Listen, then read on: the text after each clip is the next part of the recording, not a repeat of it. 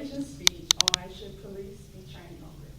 According to the Huffington Post, last updated 2016, in the United States, there have been more than 400 fatalities resulted by police shooting in 2016.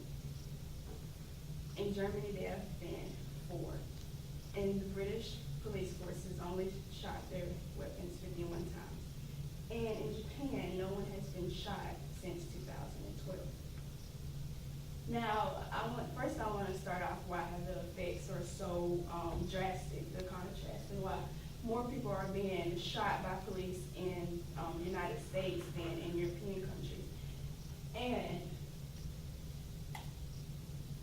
so as I said earlier, you can see how, there's a 300, more than 300 fatality rate difference than there is in other countries. And you have to wonder, why that is. But in the United States, the police are trained on average for 19 weeks, while in Germany, they're trained for 130 weeks.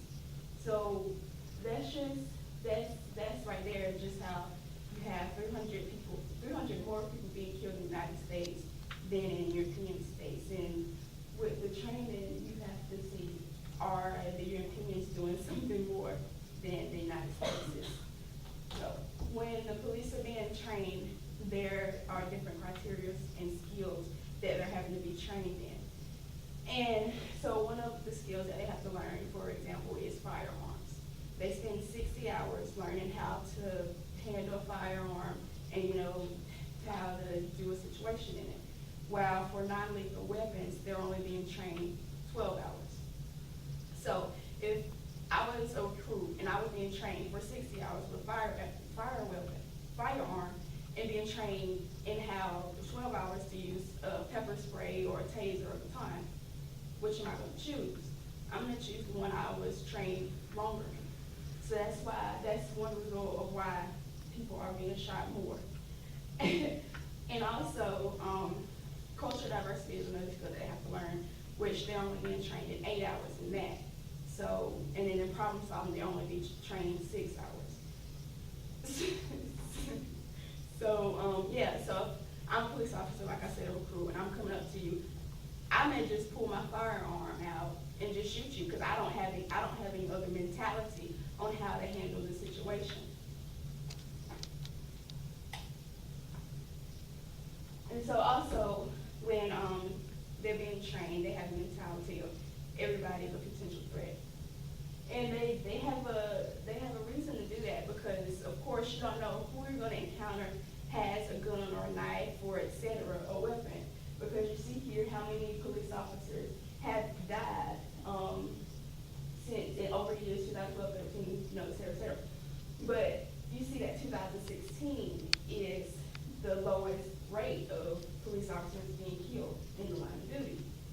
And that being said, over the years, their uniforms have been drastically changed, and it's being changed aggressively, and they're having more force, and they're carrying rifles around, so people are fearing them, and that's not what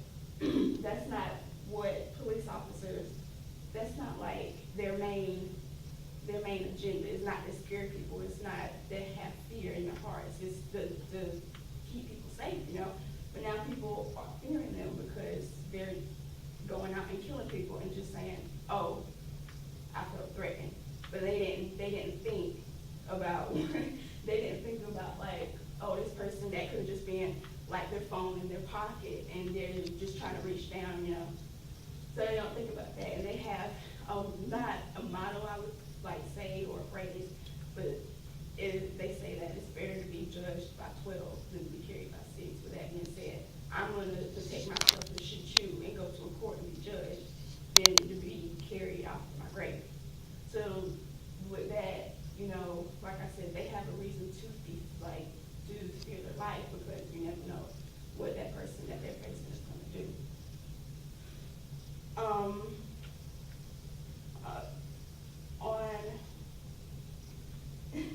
On the website, Economics, last updated 2016, shows that due to all the police shootings and stuff that's been going on the past couple of years, there's been riots, there have just been people trying to rebel the police and all this stuff.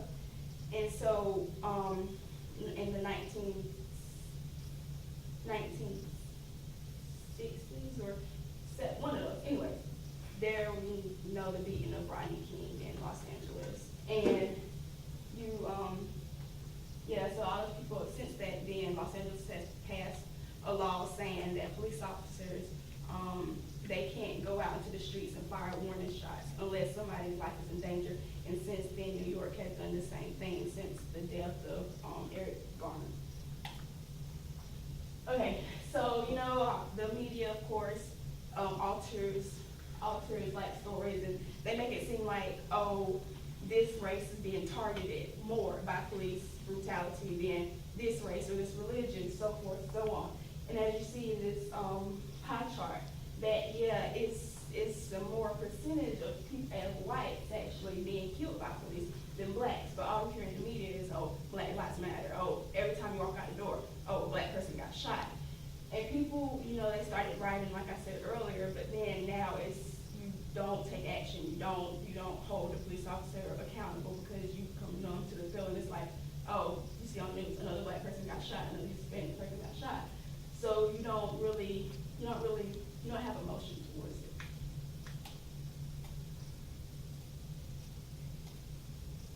And here's some of the riots that's been going on, and that's what's going to keep happening unless we try to implement things and like protest and all this stuff on how to save it and stuff. So, like I said, going back in conclusion, you see Germany, they're just killing 8 people, and then the United States is killing over 500 and all that stuff. So obviously that 130-week training is making a difference in the 19-week training. So my question was, should police be trained? Yeah, they should, because it's not right for a mother or father to be